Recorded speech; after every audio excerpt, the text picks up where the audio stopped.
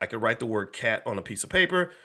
I would ask him, what's this word? And he would say, gorilla. Like he would literally, it was like that, right? It wasn't like he would say kit, like something that sounds like cat. It was like gorilla or banana or hamburger, right? So here's what he told me. Check this out. This is what's interesting. This is why I don't want you to get caught in the struggling Negro box. What he said was that basically he got identified early as learning disabled, even though he played video games like a genius, right? He could get on the video game, he could figure out the video game, but he couldn't, for some reason, he couldn't figure out how to read the word cat. And and also he knew all his favorite rap songs. You know the drill, you know the formula, right?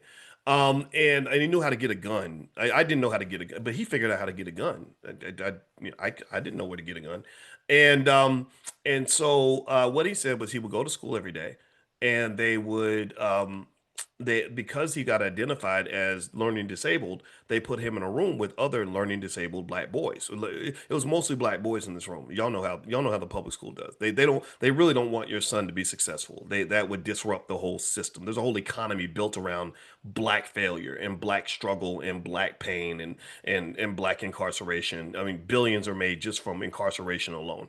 And so in this room, I said, "Well, what did you do in the room?" He said, "Well, they would read to us all day. That was it.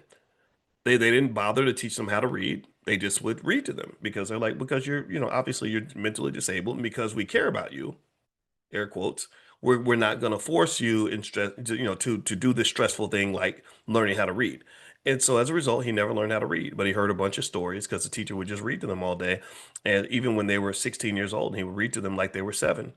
And so ultimately, when you get stuck in that poverty box and you get identified that way, and you start to embrace the struggle, it's a type of incarceration. It's socially incarcerating in the sense that society identifies you in a certain way. So it's like, oh, you poor little baby, you can't do anything for yourself, and then you identify yourself that way.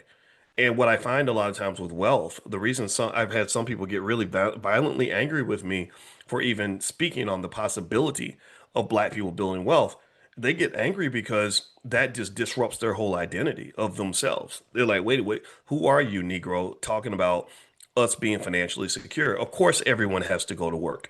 Of course, everyone has to live paycheck to paycheck. Of course, we're all struggling because it's the system, it's them, it's Trump, it's this, that, and the other, right? And and I'm not saying all those things are assets in your life. I'm not saying Trump has your back. I'm not saying the government has your back. I'm the guy who just says I don't think anybody has your back. I don't even think you have your back. I don't think you have your own back because here's the thing. Even if you don't have any money, you have another gift that God gave you called time. And what I would do is I would challenge and I would say, you've got this massive amount of wealth in the form of this thing called time. You don't you don't see it as wealth because you think wealth usually shows up in the form of these worthless little green pieces of paper called dollar bills. You think that little worthless piece of paper that declines in value every year because your government has too much debt, you think that defines how much wealth you have. But what I see is I don't see it that way. I see wealth in time. I see wealth in terms of if you're smart and intelligent and you have dreams, and that's wealth. If you have connections with other human beings, that's wealth. If you have family, that's wealth.